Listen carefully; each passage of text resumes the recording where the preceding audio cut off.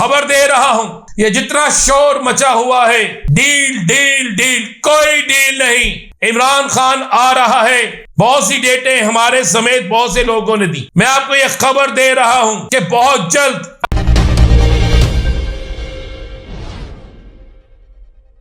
बिस्मिल्लाहिर्रहमानिर्रहीम, अस्सलातु वस्सलामु अलैका या सय्यदी या रसूल अल्लाह, अस्सलातु वस्सलामु अलैका या सय्यदी या हबीब अल्लाह।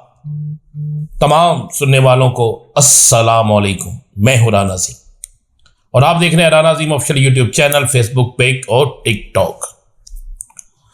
बड़ी खबर यह है कि तहरीक इंसाफ के गिरफ्तार एमपीएस और गिरफ्तार कारकुनों को ले जाने वाली, अदालत से वापस ले जाने वाली पुलिस की वैन पर हमला हुआ है।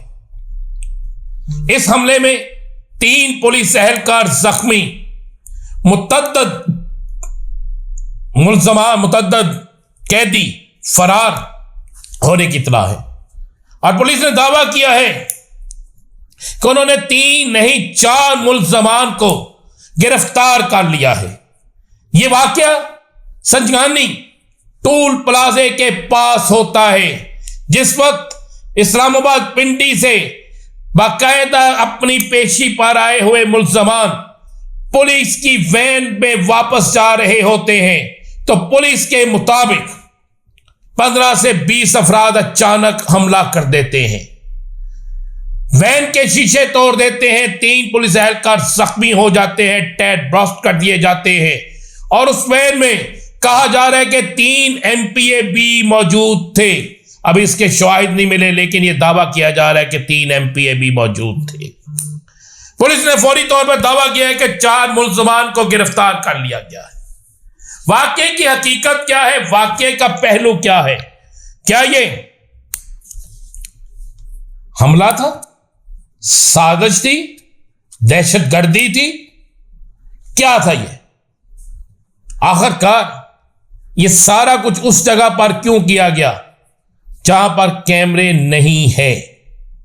और फौरी तौर पर गिरफ्तार 4 अफराद का तल्लक भी जिससे बताया जाता है, उसके बाद वाकया, उसके बाद मामलात किसी और तरफ जाते हुए नजर आते हैं।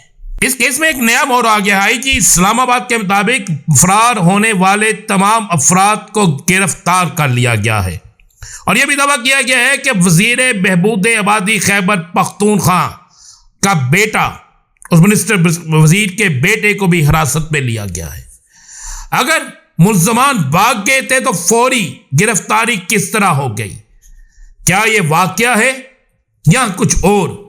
इस पर कई अहम तरीन अदारे इन्वेस्टिगेशन कर रहे हैं, जबकि तहरीक इंसाफ के कई रहनुमाओं ने इसे साजिश करार दिया है। इसमें क्या मजीद डेवलपमेंट होगी वो आपको बताएंगे। अब चलते हैं सियासी खबरों की तरफ। काजी फाइज ईसा था, मियां नवाज शरीफ वजीर आजम बनने आया था और इमरान खान है। इमरान खान कहीं नहीं गया। आज भी इमरान खान अवाम के दिलों में बसता है। आज भी इमरान खान का नजरिया जिंदा है। आज भी इमरान खान के नजरिए को पाकिस्तान में अक्सरियत हासिल है। आज भी इमरान खान हर सूरत में, हर जगह डिस्कस हो रहा है। यह बड़ी अहम तरीन बात है कि बहुत से लोगों का यह कहना था कि कप्तान की कहानी खत्म हो गई, लेकिन कप्तान की कहानी मौजूद है। कहानी उन लोगों की खत्म हुई जो कप्तान की कहानी खत्म करने चले थे, चाहे उनका तल्लक किसी भी सियासी जमात से था, किसी भी शोबे से था। वक्त ने साबित कर दिया। और क्या अजीब इत्तेफाक है, नवाज शरीफ को अक्टूबर के महीने में बुलाया गया इमरान खान के सियासत को खत्म करने के लिए, और नवाज शरीफ अक्टूबर के महीने में ही पाकिस्तान से चला गया। काजी फाइज ईसा, जिनके मुतल्लिक बहुत से सवालात जन्म ले रहे हैं, वो भी रिटायर हो गए। और 2 अफराद आज ही के दिन एक अदालती मंजरनामे से और एक सियासी मंजरनामे से हटकर चला गया। मियां साहब पाकिस्तान से बाहर चले गए, मुझे नहीं पता आराम की गरज से गए, सैर की गरज से गए, इलाज की गरज से गए, कारोबार की गरज से गए, लेकिन वो तो इस मुल्क में वजीर आजम पाकिस्तान बनने आए थे। क्या इस मुल्क में आखिरी हद तक उनको जद्दोजहद नहीं करना चाहिए थी?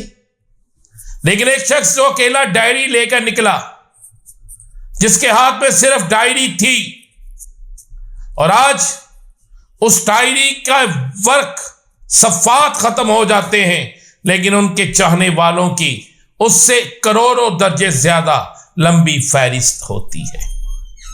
खबर दे रहा हूं, यह जितना शोर मचा हुआ है, डील डील डील, कोई डील नहीं। कप्तान की एक ही डील है, वो है पाकिस्तानी कौम के साथ, वो है अपने नजरिए के साथ, वो है अपने पाकिस्तान की यूथ के साथ, पाकिस्तान के मजदूर के साथ और पाकिस्तान की अवाम के साथ, ओवरसीज पाकिस्तानियों के साथ। और वो डील है अजीम तर पाकिस्तान की, वो डील है मजबूत पाकिस्तान की, वो डील है पाकिस्तान में बेहतरीन जिंदगी गुजारनी हर फर्द का हक है। इमरान खान आ रहा है, बहुत सी डेटें हमारे समेत बहुत से लोगों ने दी।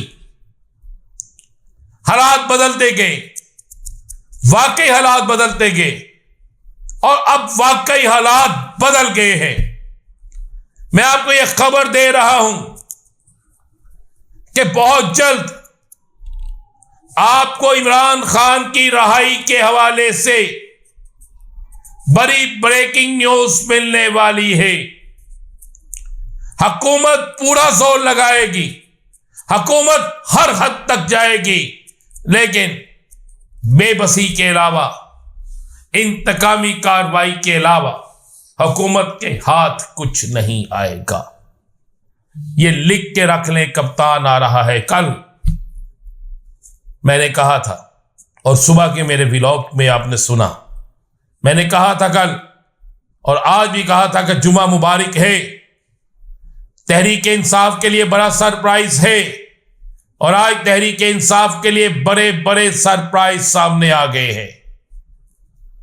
कप्तान की दोनों बहनों की जमानतें मंजूर हो गई हैं, उनकी रोककार जारी हो गई है, उनकी रिहाई का हुक्म हो गया, और कप्तान की दोनों बहनें बड़ा ऐलान कर दिया है, डट गई हैं।